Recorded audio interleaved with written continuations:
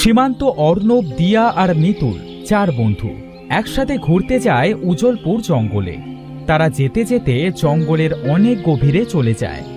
জঙ্গলের গভীরে তারা একটা বাড়ি দেখতে পায়। তারা 4 বন্ধু সেই বাড়িটার ভেতরে যায়। তারা কিছুক্ষণ বিশ্রাম নেয়। তারপর সীমান্ত বলে, এই অর্ণব, দিয়া, মিতুল, চল আমরা চারপাশটা ঘুরে দেখি। আমি যাব না রে, আমার বড্ড ক্লান্ত লাগছে, আমি আরেকটু বিশ্রাম নেব। ঠিক আছে, তুই আর দিয়া তাহলে বিশ্রাম নে, আমি আর অর্ণব ঘুরতে যাচ্ছি, কেমন? আচ্ছা যা। মিতুল, চল আমরা ঘরে যাই। সীমান্ত আর অর্ণব ঘুরতে চলে যায়।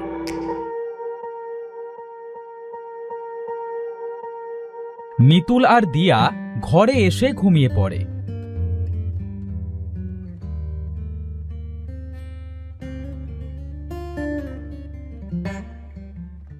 বিকালে মিতিলের ঘুম ভাঙে। দিয়া, এই দিয়া, ওঠ, ওঠ না, সন্ধে তো হয়ে গেছে। এই তো উঠে পড়েছি। কিরে মিতুল, সন্ধে হতে চলল, সীমান্ত আর অর্ণব এখনো আসেনি? না রে দিয়া, এখনো তো আসেনি। মিতুল, আমার কিন্তু ভয় করছে, এই গভীর জঙ্গলে ওরা কোথায় গেল? আজ রাতটা কষ্ট করে কাটাই, কাল সকালে দেখব।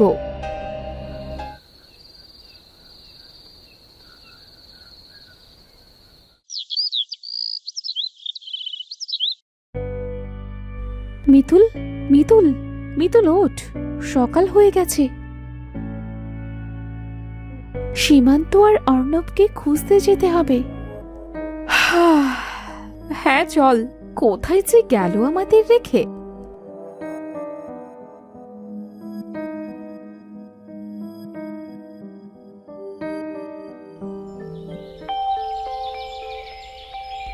আমরা এক কাজ করি, যে রাস্তা দিয়ে এসেছিলাম এই রাস্তা দিয়েই গিয়ে দেখি অর্ণবদের পাই কিনা।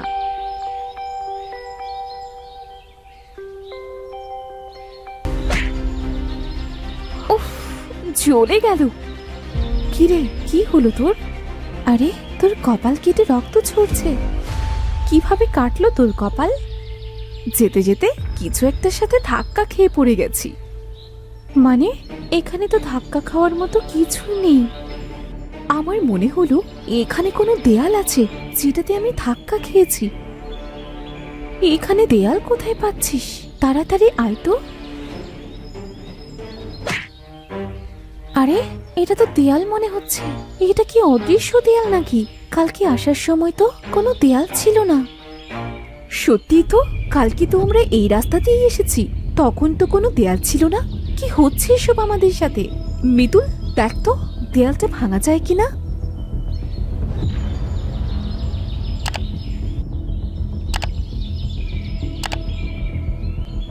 অনেক চেষ্টা তো করলাম, এখন ক্লান্ত হয়ে গেছি।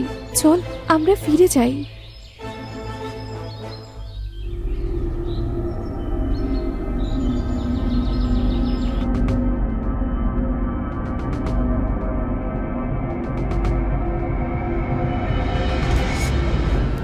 এই মিতুল, অনেক তো বিশ্রাম নিলি, এবার চল না, বাড়িতে যাবার জন্য অন্য কোনো রাস্তা পাই কিনা দেখি।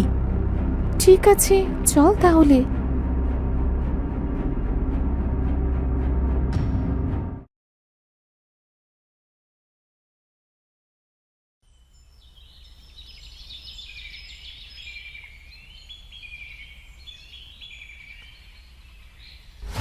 মিতুল, এই দেখ একটা রাস্তা, চল এই রাস্তা দিয়ে বাড়িতে যাওয়া যায় কিনা দেখি।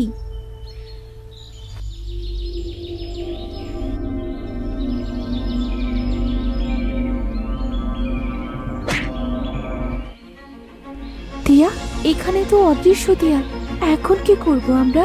কিভাবে যাব বাড়িতে? কি করব তো বুঝতে পারছি না। যে খাবার এনেছিলাম সেটাও তো ফুরিয়ে গেছে। আমাদের তো কিছু খাবারও জোগাড় করতে হবে রে।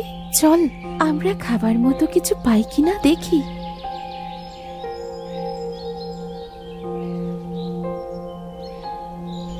মিতুল, ওই দেখ দেখ, গরুটা আমাদের দিকেই আসছে। চল, ওটাকে আমাদের সাথে নিয়ে যাই।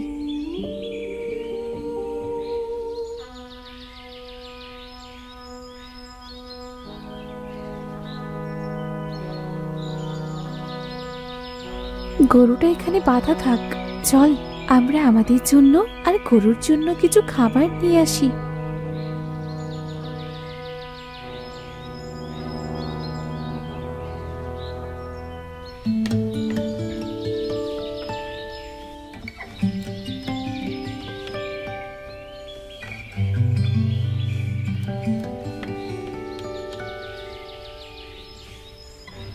ধন্যবাদ দিয়া মিতুল, আমাকে খাবার দেওয়ার জন্য।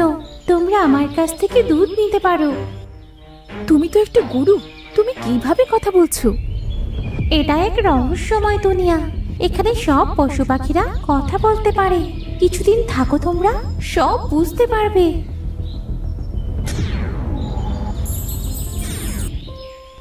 দিয়া, গরুটি কোথায় চলে গেল রে? সেটা তো আমিও বুঝতে পারছি না রে।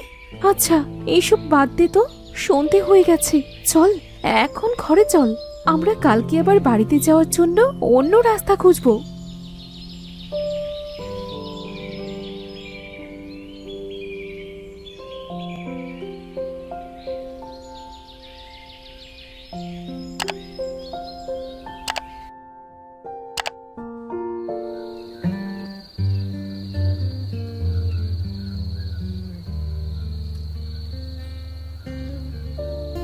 সকাল তো হয়ে গেছে, দিয়া ঘুমোচ্ছে।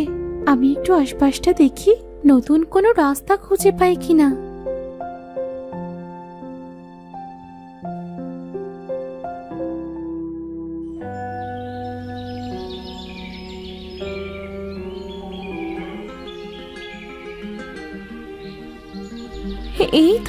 এই তো নতুন রাস্তা।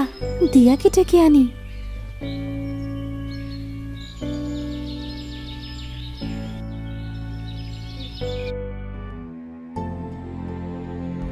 দিয়া, এই দিয়া, ওঠ ওঠ। নতুন একটা রাস্তা পেয়েছি রে। চল তো গিয়ে দেখি এই রাস্তা দিয়ে বাড়িতে যেতে পারি কিনা। এখানে আর ভালো লাগছে না, না জানি বাবা মা কত চিন্তা করছে। হ্যাঁ, চল যাই।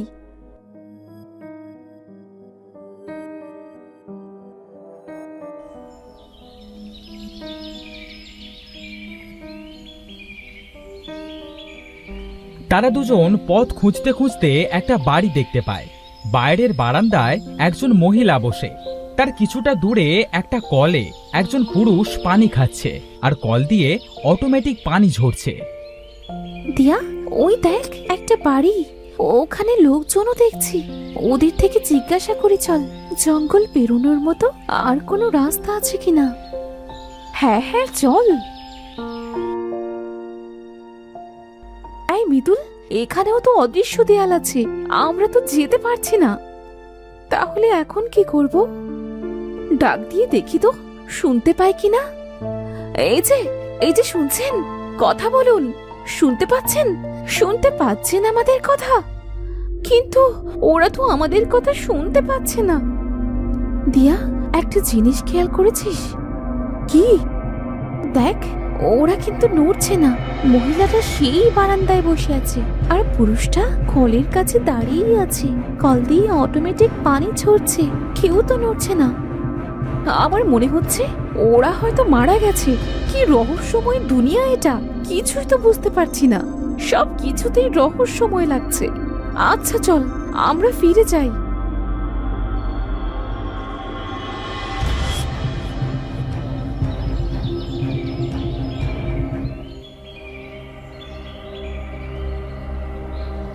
দিয়া, মিতুল, আমার গোড়ায় একটু পানি দাও না।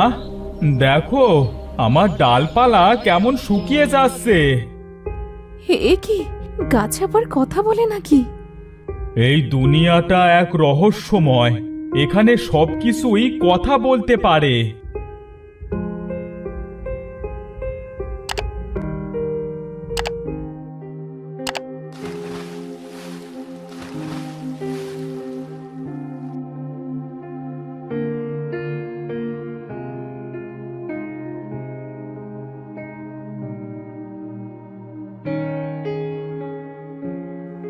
ধন্যবাদ তোমাদের। আচ্ছা, তুমি তো এখানে থাকো, বলো না আমরা কিভাবে বাড়ি যেতে পারবো? এখানে যে আমরা আর থাকতে পারছি না।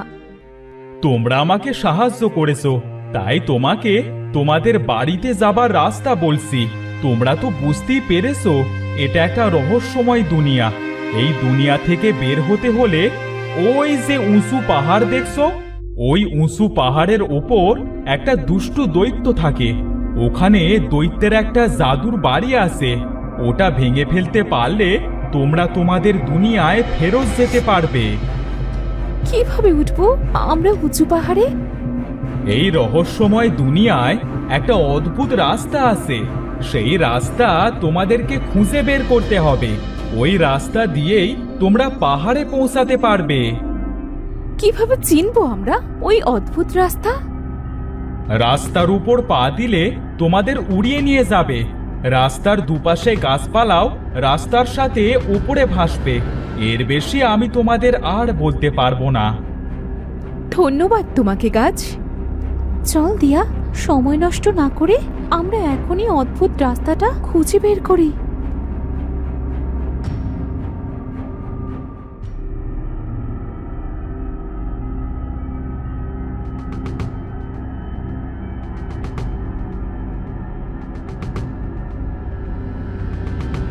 আমরা তো অনেক রাস্তা খুঁজলাম, কিন্তু গাছ যেমন রাস্তার কথা বলেছিল তেমন রাস্তা তো কোথাও খুঁজে পেলাম না। দিয়া, ওখানে অনেক বন জঙ্গল, চল তো ওখানে যেয়ে দেখি। ঘন বন জঙ্গলের ভেতরে যদি কিছু থাকে? কিচ্ছু হবে না রে, চল তো। তারা সেখানে যেই পা দেয় তখন সেই রাস্তা তাদের অনেক উঁচুতে নিয়ে যায় আর আকাশে ভাসতে থাকে। গাছগুলো তাদের সাথে ওপরে ভাসে। আরে আরে, পড়ে গেলাম তো। আমরা অদ্ভুত রাস্তা পেয়ে গেছি। হয়তো অদ্ভুত রাস্তায় আমাদের আকাশে ভাসিয়ে নিয়ে যাচ্ছে। ভয় পাস না দিয়া।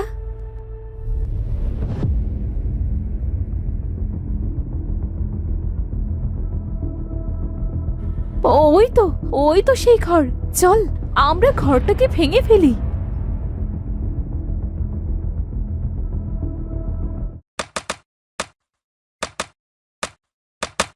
তোদের এত বড় সাহস আমার ঘরে হাত দিস?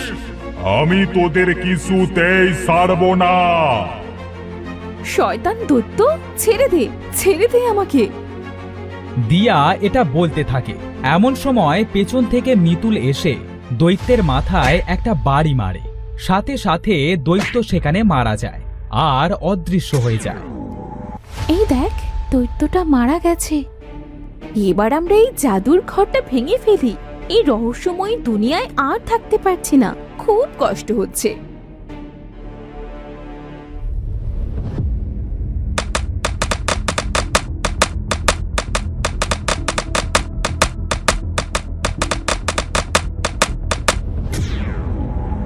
এই মিতুল, দেখ আমাদের দুনিয়ায় চলে এসেছি। রহস্যময় দুনিয়া থেকে মুক্তি পেয়েছি আমরা। আরে সত্যি যে আল্লাহ আমাদের ডাক শুনেছে। শেষে আমরা আমাদের বাড়ি পৌঁছতে পারবো। রহস্যময় দুনিয়ার অদ্ভুত রাস্তা থেকে আজ মুক্তি পেলাম। চল এবার আমরা আমাদের বাড়ি ফিরে যাই। বাবা মা হয়তো খুব চিন্তা করছে। এরপর তারা যে যার বাড়িতে চলে যায় আর তাদের বাবা মাদের সব ঘটনা খুলে বলে।